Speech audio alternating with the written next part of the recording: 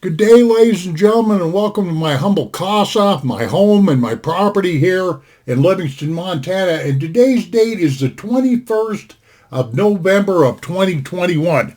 Now, before I get started into this video here, let me have a little drink of coffee, wash the fur balls down my throat, whatever here.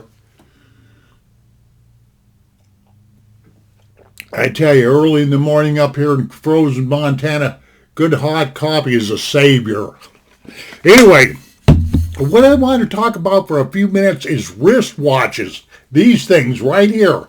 Now, I want to get one thing straight right off the get-go. First of all, I'm not a wristwatch clock channel because here on YouTube, I happen to know that there's some guys that are really into watches. I mean, tearing them apart, fixing them up. Let's see. Watch Revival is the name of one channel I know where the guy really gets into it. I mean, cleaning the whole watch up, cleaning the parts, taking every little screw, spring, all that apart. I would never have the patience to do something like that. I'm a total noob when it comes to wristwatches.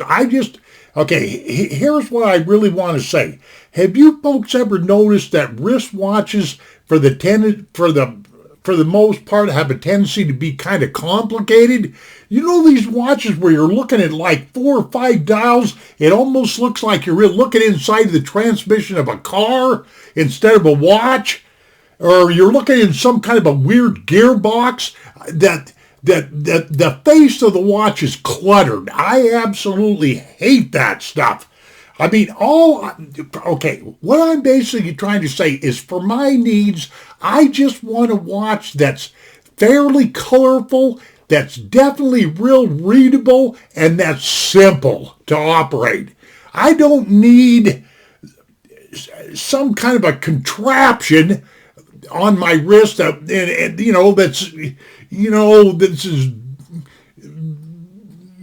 big as a spare tire on my pickup, for example, and weighs 110 pounds and costs $10,000. I mean, maybe you folks know what my complaints are, or maybe you don't.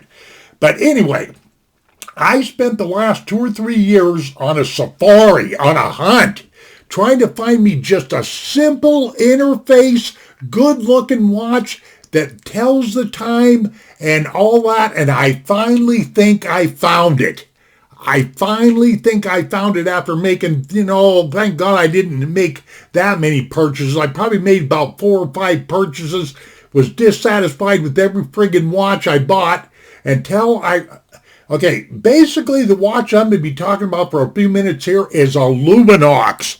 This guy right here, this is a case that come in, nice plastic case, a Luminox 3005, a model 3005, because all these Luminox watches here, they're like 8,000 series, 3,500 series, 3,000 series, and they got usually about 4 model numbers behind whatever the watch is.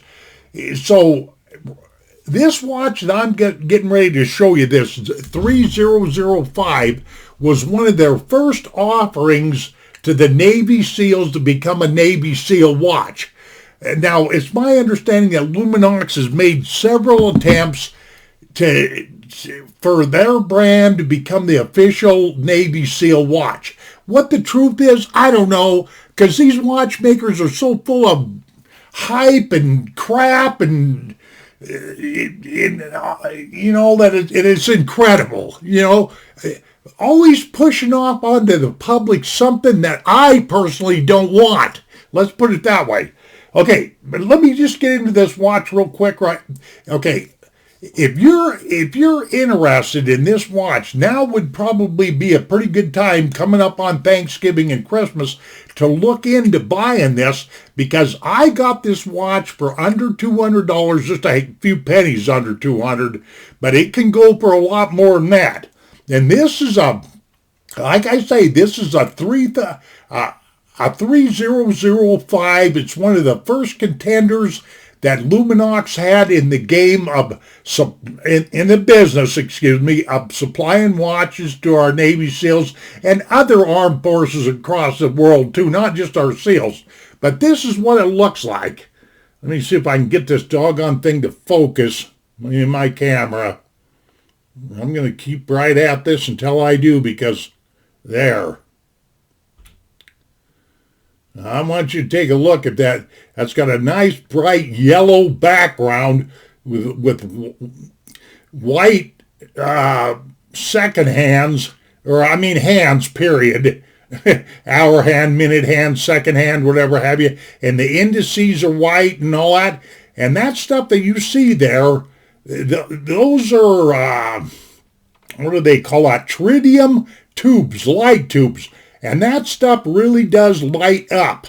But it's got to be pure dark. And I'm talking about these indices, these little blocks that go all the way around, and then the hands themselves, you know, they got tritium light tubes on them. You don't need to do anything special. You don't got to push no buttons or anything to get the lights to come on. They just come on at night. I'm screwing this all up. Those tritium tubes shine all the time, okay? There's nothing to turn on. And they're supposed to last for like 20 up to 25 years. And now, do they or will they? I have no idea. Okay, let me get on to this.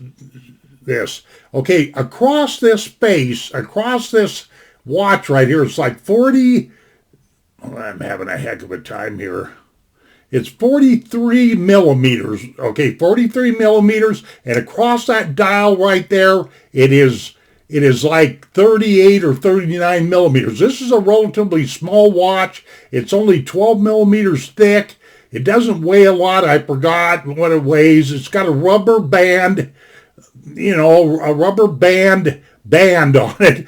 It's rubber. It even says it on there. I'm almost afraid to move this around because I got such a good picture here right now. But the reason why I bought this watch right here is because it's colorful. I can see it. Oh, and that dial up there does turn too. It turns one way to the left. You know, you can, you know, the bezel, okay? And it's very easy to set this watch and all that kind of stuff like that. One thing that I've kind of hated on YouTube here, I've seen a few videos on this watch, but nobody ever left their camera on long enough to get a good look at this thing. You know, this cracks me up, you know. So when you guys do reviews, leave your cameras on a little bit longer, you know. And here on the back, if you can see this, which you probably can't, there's a Navy SEAL right there. There's a Navy SEAL trident logo or signature, whatever you want to call it.